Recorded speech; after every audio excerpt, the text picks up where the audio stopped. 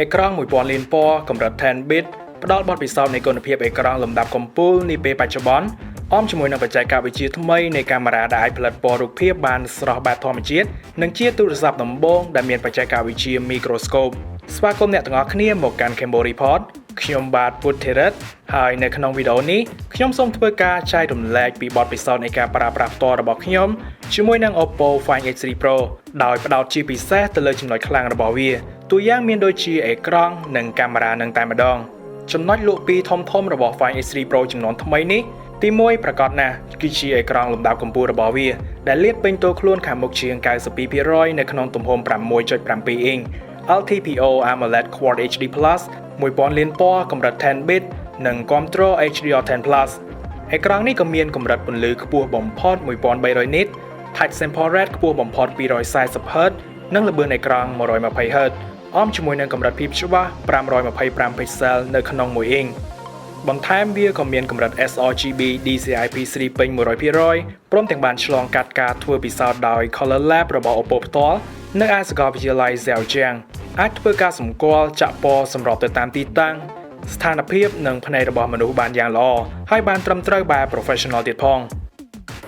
ក្នុង setting របស់អេក្រង់នេះក៏មានមុខងារគ្រប់គ្រងពណ៌ Color Gamut Management អាចសម្គាល់កម្រិត sRGB និង DCI-P3 image ព្រមទាំងអាចបង្ហាញវាមកវិញបានយ៉ាងត្រឹមត្រូវបំផុតអមជាមួយនឹងមុខងារការពារភ្នែក Eye Comfort ជាដើមបន្ថែមមុខងារ Color Vision Enhancement និងការតម្រូវទឹកពណ៌ឲ្យមានសភាពកាន់តែដិតនិងមិនប៉ះពាល់ដល់ភ្នែកផងដែរ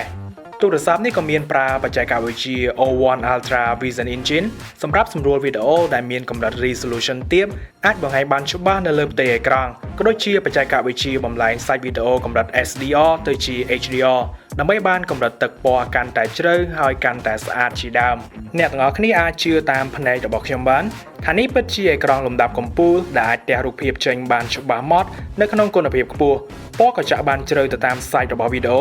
ខ្មៅក៏ឃើញខ្មៅដុតជ្រៅមិនព្រាលកម្រិតពន្លឺសុទ្ធតែផ្ដល់បានល្អសម្រាប់គ្រប់កលៈទេសៈមិនថាសូម្បីតែពេលដែលយើងមើលពីជំហៀងទូរស័ព្ទឡើយវីដេអូដែលនៅលើនេះទោះបីជារាងស្ទើរ resolution ក៏នៅតែអាចបង្ហាញបានច្បាស់គ្រប់គ្រាន់មិនបែក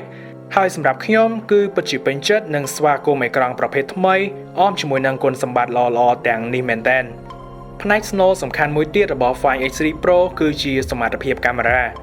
វាគឺជាទូរស័ព្ទដែលមានសមត្ថភាពអាចថតរូបនៅក្នុងកម្រិតជម្រៅទឹកពណ៌10 bit បង្ហាញនៅលើអេក្រង់10 bit អមជាមួយនឹងបច្ចេកវិទ្យានៃការផលិតពណ៌រូបភាពបានដល់ទៅ1000លានពណ៌ដូចអ្វីដែលគ្នាយើងបានឃើញនេះស្រាប់ជម្រៅពណ៌ដែលបានថតចេញពីបច្ចេកវិទ្យា10 bit នៃ lens gold ទំហំ50 megapixel របស់ Find X3 Pro ពិតជាអាចផ្ដល់ពណ៌បានស្រស់ដូចទៅនឹងធម្មជាតិអញ្ចឹង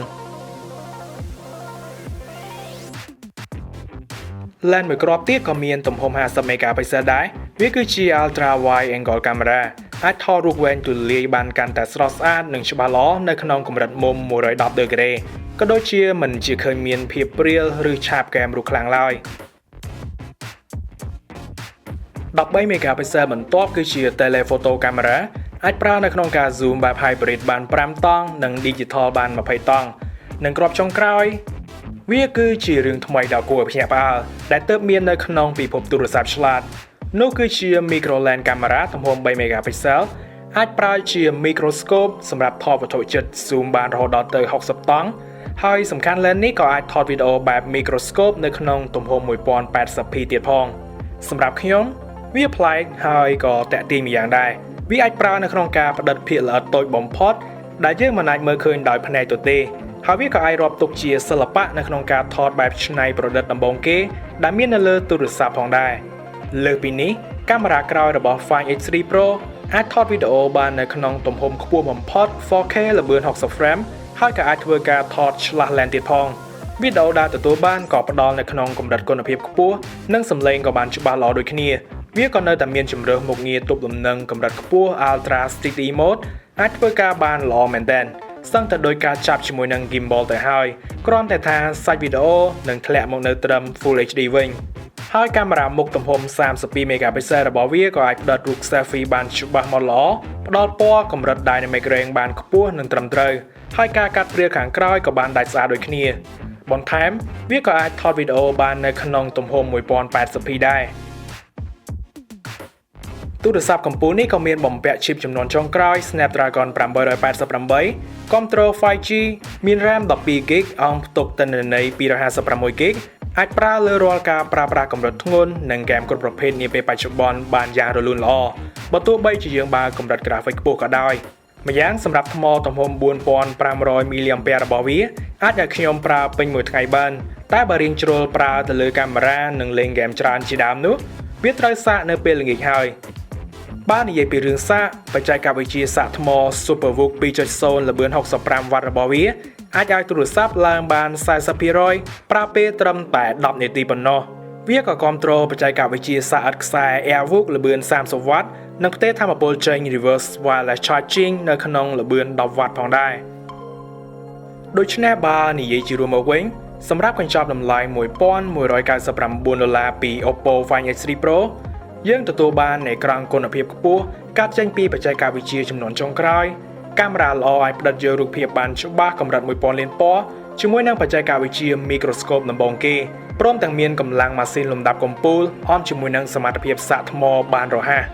យ៉ាងណាសូមបញ្ជាក់ផងដែរថានេះត្រឹមតែជាវីដេអូបង្ហាញពីផ្នែកគោលសំខាន់ៗរបស់ Find X3 Pro ប៉ុណ្ណោះសម្រាប់វីដេអូ review ពេញដោយ John Say អ្នកទាំងអស់គ្នាអាចចូលទៅទស្សនាបានដោយចុចលើតំណភ្ជាប់នៅក្នុង description ខាងក្រោមនេះអញ្ចឹងបើសិនជាអ្នកទាំងអស់គ្នាមានចំណាប់អារម្មណ៍និងចង់ក្លាយខ្លួនជាម្ចាស់របស់ទូរស័ព្ទ flagship ជំនាន់ក្រោយរបស់ OPPO មួយនេះអ្នកអាចរកទិញវាបាននៅតាមបណ្ដាហាងលក់ទូរស័ព្ទនានានៅក្នុងប្រទេសកម្ពុជាយើងដោយអ្នកក៏នឹងទទួលបានការធានាត្រឹមត្រូវផងដែរ